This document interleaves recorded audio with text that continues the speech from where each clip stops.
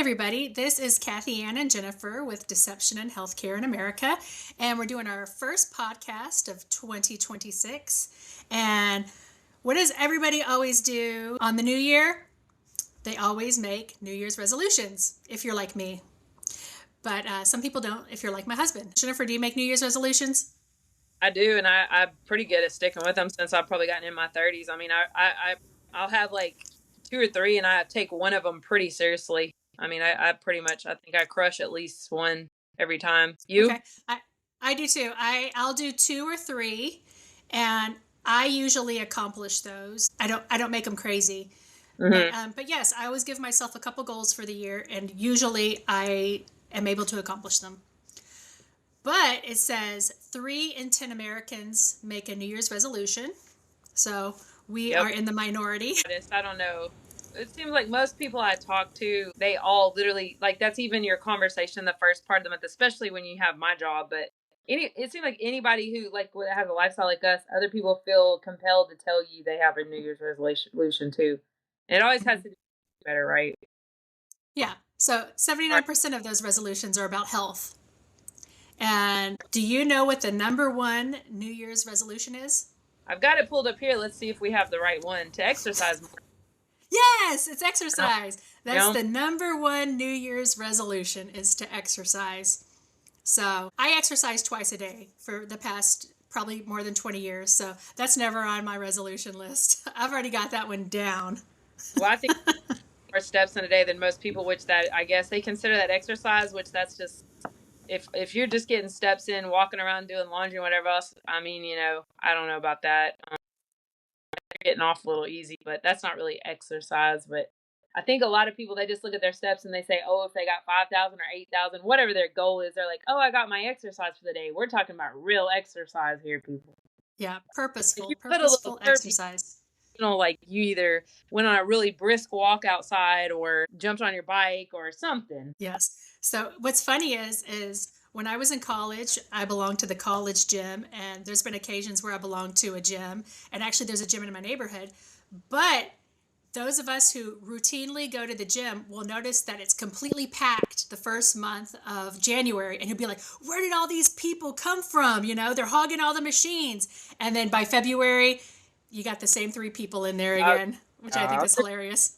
like at the trail right now, we go to this hike and bike trail, which we go all the time. If it's tolerable weather, because the heat makes my blood sugar really awful and makes me feel sick, and then the cold actually makes it drop too fast, so I can't get as much in, and I'm having to eat while I'm walking, and it's just annoying. Like I'm having to chug on either Smarties or something. It's annoying, but anyway, and I have to keep stopping.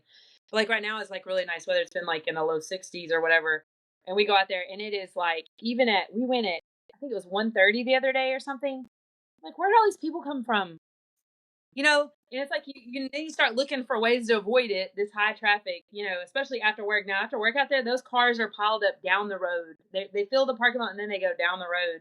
And like you said, somewhere like around um, Valentine's, when people go start eating a bunch of crawfish and potatoes and they get back into eating and they go back into the whole, their normal lifestyle or their previous lifestyle, that yeah, they drop off. You don't see all that stuff.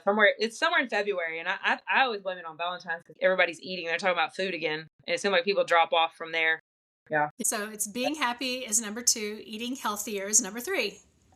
So basically, number four is to lose weight, but usually mine is like to either put on some muscle. So that's where I was saying sometimes I don't always hit all my goals because I may want to gain like 5 to 8 pounds of muscle, or like last year that's what I wanted to do, and I think I hit three because I kept losing weight and I had issues going on or whatever. I had a hard time putting muscle on. Like I just couldn't. It seemed like I kept losing weight. It was really annoying. But anyway, so that's my goal again this year. That's one of my goals, and so I'm just gonna have to eat more is what I'm figuring out. And see, I don't want to.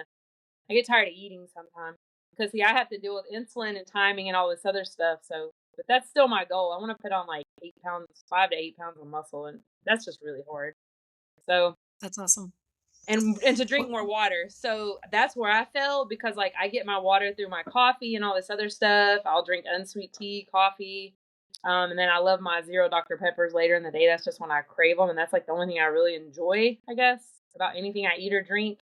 Like that zero Dr Pepper is like that's everything. That just makes my whole day. And sometimes I'll drink too. But anyway, so I get my water. I know I'm getting it, but I'm not getting water. Like I just really need to intentionally drink more water because I'll drink electrolytes in the morning, and after that, it's like I'm all proud of myself, I guess, because I had my electrolyte, my water that way. What were yours this year? Well, those are good. Mine is actually to lose 10 pounds. So last year, mine was to lose 20 pounds, and I did lose 20 pounds. But then at Christmas time, I put on like 5 pounds. Hmm. So I'm going to lose the final 10 pounds this year. And the other one is just like self care. I've been doing gua sha every other day. So I want to make sure that I keep that a habit and continually to gua sha at least every other day permanently.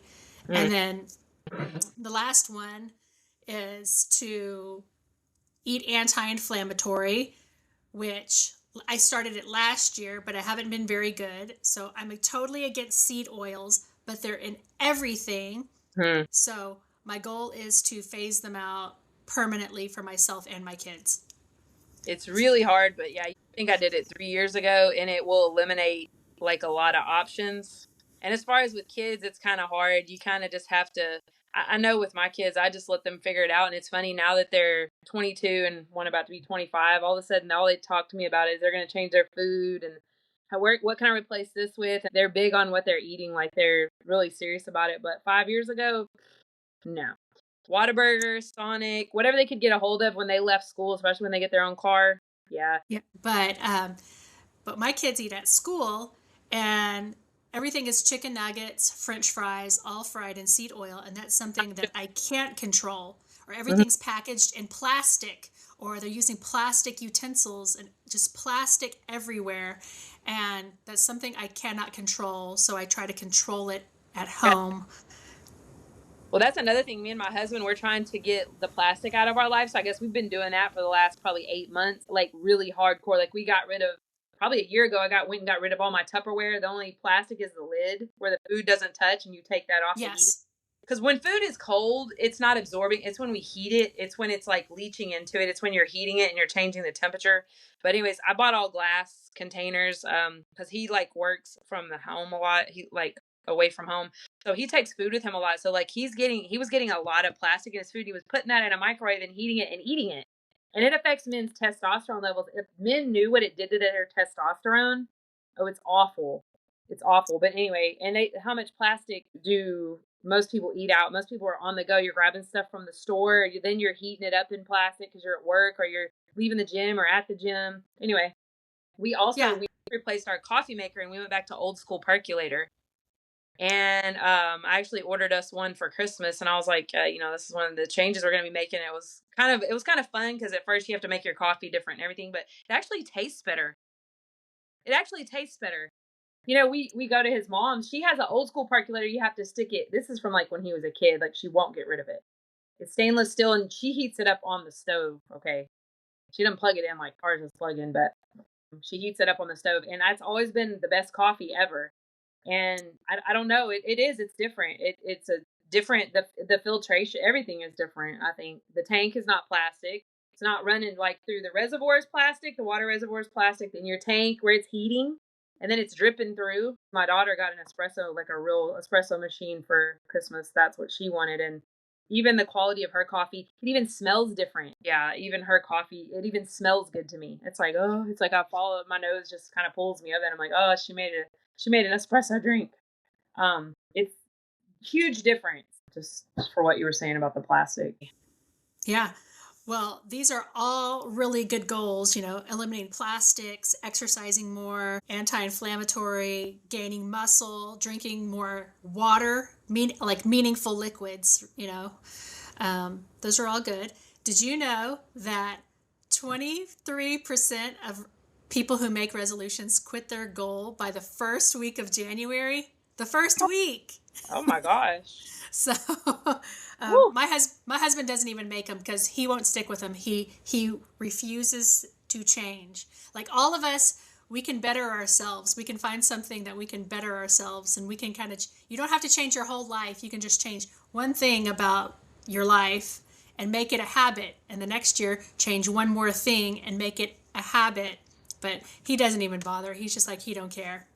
But I yeah, was 23%. say, for anybody listening, they're listening to you and me about we do all these things. We had to build this lifestyle. We had to create it. We didn't do this last year, you guys. We didn't do this even 5 or 6 or 7 or 10 years. Like we've been doing this for a while. We just slowly, you just kind of like I think you and I both started with our weight years ago, probably after having kids, or you were probably not. I had already had my kids, but when you were getting pregnant and then having you deal with like a different body changes between. And so you did that later than me. But I think we were both probably in our early 30s. Probably that's when we both started being like, making positive or whatever. And then by the time we were almost 40, we have already created a lifestyle. So we keep adding and changing and tweaking things. We didn't wake up one morning and say, oh, I'm going to do this, this, this, and this, and this. And I think one of the biggest things for you and me, and it is because we're best friends, it is because we do share a lot of our lives together.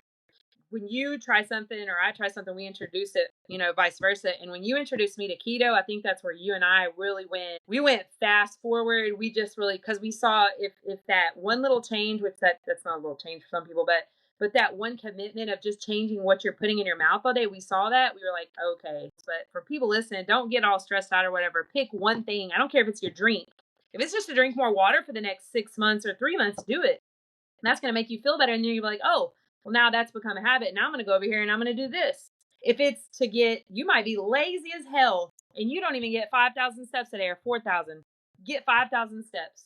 You don't have to go jump off the deep end and you don't turn your lifestyle upside down in one day. So that's why we have this podcast. We're kind of looking backwards and we're looking forward, but we're at a place where we can help people or answer questions or give you guys suggestions or things that have worked for us or things that we've seen work for other people that maybe we've helped or so you guys can jump on board and feel better because big pharma has taken over, and let me tell you guys, they own food too. So it's not just about your medicine. They own the food. They're just taking over and they're targeting our kids. And so I know some of you guys may not have kids, but you have little nieces and nephews or you have grandkids that come over and you're responsible for them. I know my granddaughter, I never thought about feeding a toddler, but get in there and make some banana pancakes. Get in there and make them some veggie tots. Put them in a blender and throw them in your air fryer in the oven or whatever, and they have veggie tots for a few days. Feed them fruit. Quit handing them juice boxes. Give them water. My granddaughter doesn't know what anything tastes like besides water. We've tried giving her milk a few times, and she spits it out or throws her cup. She wants Wawa. Wawa. That was my kids too. Yeah, you give her apple juice or something. We let her taste it one day at Chick-fil-A, and she looked at us. Wawa. I was like, okay. And we've all decided we don't want her to know what the taste of anything is besides milk or water, but she just won't drink milk. But you just have to do little things like that, So that's exactly right. Pick one thing. Actually, yes, pick one thing and make it a habit, and then you can just keep adding on until you get build on it. So it doesn't have to be one extreme to the other. Just pick one thing. Because that's not gonna work. You have to be realistic. You have to change and also pick a habit. Don't pick okay, I'm gonna quit smoking. I hear this all the time. I hear people all the time tell me they're gonna quit drinking. These are huge addictions. If you're gonna do that, you need to get with a physician or somebody that's professional that can help you. You're gonna have to be weaned off of it. You don't just wake up cold turkey. I've seen too many people do that. You're either gonna need a nicotine patch or something to help you along until you get weaned off, or if you're an alcoholic, you really need some help with doing that too, because your organs are used to operating with that, believe it or not, and probably, you may even function different without it. So some of that stuff, don't be jumping off the deep end. That is huge with me, by the way, in my business. I'm gonna quit smoking, and it's okay, that's not gonna. I mean, my dad was a really heavy smoker, and I have a brother that smokes like crazy. But anyways, nicotine, that is a really hard addiction to break, and alcohol is right up there with it. And food addictions are hard too. Get somebody to help you. Get a nutritionist. Don't get a dietitian. Go find a nutritionist. Yeah, and that actually leads me into one of my New Year's resolutions, and that's to make this podcast more popular. So I second that. You guys give us recommendations. You guys, yes.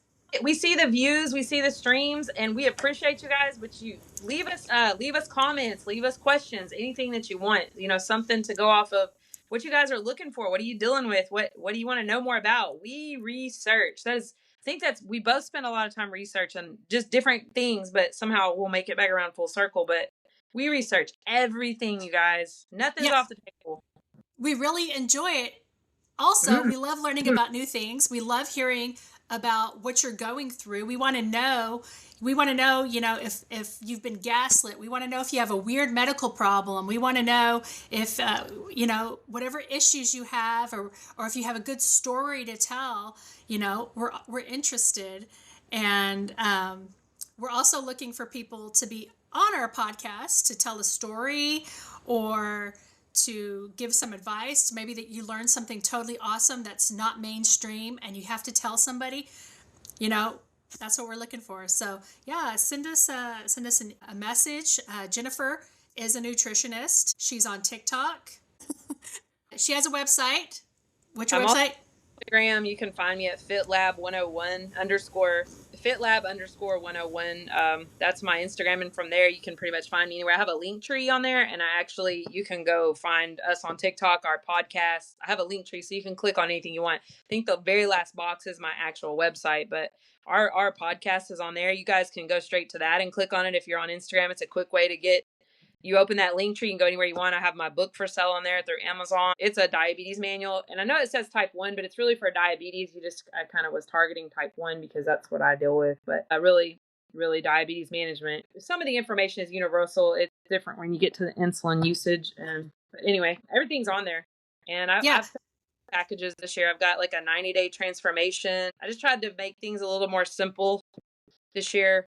But we would really like our podcast to expand, so you guys can reach that through there. Yes, and so you can follow me on Instagram. I'm constantly Kathy Ann. I'm also on YouTube. I also make videos and all sorts of stuff. In between podcasts and other stuff. So yeah, that's one of our goals for the year is for our podcast to become more popular. My goal for TikTok is Nutrition Lab. So it's nutrition_lab. So it's just go look Nutrition Lab. Yeah. So I follow Jennifer on TikTok and Instagram and Facebook, and she gives a lot of recipes, shows how she cooks her food and what she's eating. And it really gives you some good ideas for yourself. Yep. And it's real life. You have a good channel too that I've been following about your thoracic outlet syndrome. I have learned a lot about that. And anybody out there's more people that have thoracic outlet syndrome than I realized, and she gives some really good information. She's not on the other side of it, but she's pretty dang close. So yeah, I talk a lot about thoracic outlet syndrome, which is what I have from an injury from a chiropractor, and I am trying to get the word out about thoracic outlet syndrome and what it's all about and how we suffer. I'm high functioning. I think I found my cure. I just have to get the treatment. But it's really misunderstood. It's misdiagnosed. A lot of us who have it are gaslit and bullied by doctors because it is a pain condition, because our nerves are compressed and doctors just believe it's psychological. So anyways, continue listening to our podcast. We really appreciate it. Those are our goals for 2026. And we would love to hear what your goals are. We would love to hear from you. And we'll be back next time with another topic that's pretty interesting. All right. Bye, guys. Till next time.